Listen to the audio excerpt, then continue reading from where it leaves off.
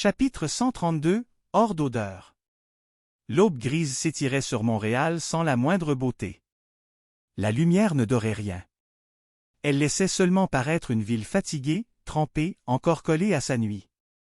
Les trottoirs fumaient légèrement, les camions de nettoyage traçaient leur route dans l'humidité, et l'air sentait déjà le gazole, le métal mouillé et les déchets qu'on déplace avant que le jour fasse semblant de recommencer. Le téléphone d'Yvon vibra sans appel, sans voix, sans préambule.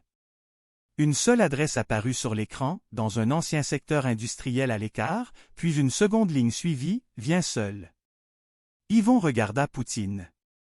Le chien fixait déjà la route avec ce calme tendu qu'il prenait quand le danger était réel, mais pas encore visible. Il n'y avait ni panique ni agitation chez lui. Il y avait seulement cette concentration dure qui annonçait toujours un problème plus profond que les autres.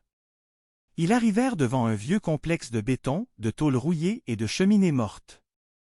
Une ancienne usine de traitement officiellement condamnée, mais encore utilisée par la ville pour entreposer des produits chimiques, des solvants, des carburants, et tout ce qu'on cache loin du centre quand on veut que l'odeur fasse le travail à notre place.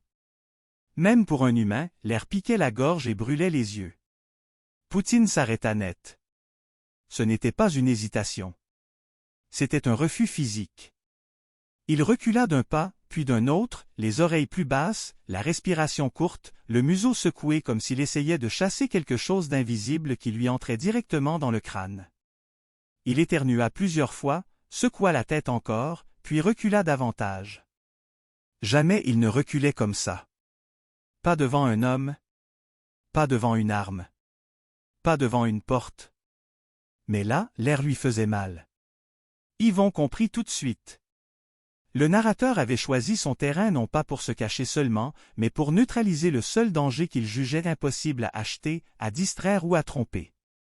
Ce lieu n'était pas hors d'atteinte. Il était hors d'odeur. Le téléphone vibra encore. Cette fois, la voix entra. N'entre pas avec lui, il ne peut pas, désolé. Le ton n'avait rien de moqueur. Il était presque clinique, comme si la phrase décrivait simplement une contrainte matérielle déjà prise en compte. Yvon posa la main sur la tête de Poutine et lui ordonna de rester. Le chien protesta par un gémissement grave, pas parce qu'il refusait l'ordre, mais parce qu'il comprenait qu'il n'avait aucun moyen de le suivre sans se détruire le nez. Chaque respiration lui coûtait déjà. Yvon entra seul. À l'intérieur, c'était pire. L'air mélangeait l'ammoniac, le carburant, le moisi, les produits industriels et une pourriture organique ancienne qui semblait coller au béton lui-même. Même lui sentait la nausée lui remonter dans la poitrine. Pour un chien, c'était un enfer impossible à traverser. Une silhouette l'attendait plus loin, au fond d'un vaste hangar à moitié vide. Elle portait une capuche sombre et un simple masque de protection blanc, le genre qu'on peut acheter partout sans laisser le moindre souvenir. Rien de spectaculaire. Rien de théâtral. Juste de quoi effacer un visage sans attirer l'œil. La voix ne passa pas par le téléphone cette fois. Elle sortit directement de l'homme. Elle était plus grave, plus humaine, plus fatiguée aussi. « T'es venu. » Yvon ne répondit pas. La distance entre eux n'était pas grande, peut-être 10 mètres tout au plus. C'était la première fois depuis le début du livre qu'il se tenait ainsi dans le même air, même si cet air-là ne ressemblait plus à rien de vivant. Le narrateur laissa échapper un rire bref, sans joie. « T'inquiète pas, j'ai choisi l'endroit exprès. Même ton chien ne pourrait pas tenir 5 minutes ici. Son nez est trop bon, et c'est précisément le problème. » Il fit un geste autour d'eux, vers l'usine, les cuves, les conduites rouillées et les réservoirs condamnés. Le truc le plus propre dans ton monde, c'est aussi le seul que je dois tenir loin. Yvon demanda pourquoi il avait voulu cette rencontre. L'homme haussa légèrement les épaules. Par curiosité. Peut-être aussi par respect. Pas pour toi au sens noble, mais pour ce que t'as réussi à faire en restant encore debout. Il s'approcha d'un pas, puis s'arrêta aussitôt, gardant sa marge comme un animal qui a appris à ne jamais offrir plus de proximité qu'il n'en faut. Mais ne te raconte pas d'histoire. Ce n'est pas la fin. Le téléphone d'Yvon vibra dans sa poche, il le sortit. Une liste apparaissait déjà à l'écran, longue, beaucoup trop longue. Commandement restant, 7. Le narrateur reprit en regardant l'écran. Les péchés, c'est facile. Ce sont les monstres évidents, les pourris, les sales, ceux que tout le monde reconnaît quand on leur enlève enfin leurs vêtements propres. Les commandements, c'est autre chose.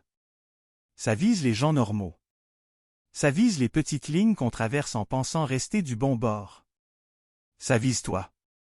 Le vent sifflait entre les plaques de métal, et les odeurs chimiques brûlaient la gorge comme si l'usine elle-même voulait empêcher la conversation d'exister. Les péchés, continua-t-il, je les utilise pour nettoyer le monde. Les commandements, eux, vont servir à mesurer ce qu'il te reste d'âme quand le monde n'est plus le problème principal. Yvon demanda ce qu'il voulait vraiment savoir. L'homme inclina légèrement la tête. Joscout est prêt à te salir pour continuer à avoir raison. Dehors, au loin, un aboiement court fendit le bâtiment, Poutine. Même à distance, même incapable d'entrer, il restait là, il attendait, il surveillait, il tenait son poste. Le narrateur tourna la tête vers le bruit avec un mouvement trop rapide pour être neutre. Il recula d'un demi-pas, à peine, mais assez pour que ça compte. Même sans odeur, même sans piste complète, le simple son lui rappelait ce qu'il avait tenu dehors. Quand il parla de nouveau, sa voix était plus basse. « Garde-le près de toi, quand les commandements vont commencer, t'auras besoin de lui plus que de moi. » Yvon demanda encore une chose, pourquoi maintenant? « Parce que toi, répondit l'homme, t'es rendu au point où les monstres du dehors ne suffisent plus. Maintenant, il faut voir ce que tu fais quand le problème te ressemble un peu plus. » Puis il recula dans l'ombre, pas vite. Pas comme un homme paniqué. Comme quelqu'un qui avait préparé sa sortie avant même d'entrer dans la scène. En quelques secondes, il n'y eut plus que l'écho du hangar, l'odeur chimique, et ce vide étrange qui reste quand une présence humaine s'efface sans laisser derrière elle autre chose qu'une phrase. Yvon ressortit. Dehors, l'air faisait encore mal, mais il redevenait respirable. Poutine bondit presque sur lui, furieux, protecteur, plus nerveux qu'il ne l'avait été depuis longtemps. Il voulait vérifier, toucher, sentir, s'assurer qu'Yvon était entier et que rien d'étranger ne restait collé à lui. Yvon posa son front contre le sien. Respiration contre respiration, réelle, vivante. Pas un masque. Pas une voix. Pas une théorie. Juste deux. Et il comprit enfin ce qui changeait. Les péchés, c'était la guerre contre le monde. Les commandements, eux, allaient devenir la guerre contre ce qu'il portait déjà en lui. Contre les lignes qu'il croyait connaître, contre les choix qu'il faisait au nom du bien en espérant qu'il reste encore propre. Le jour commençait à peine. Et pourtant, quelque chose de beaucoup plus sombre venait seulement d'ouvrir la première porte.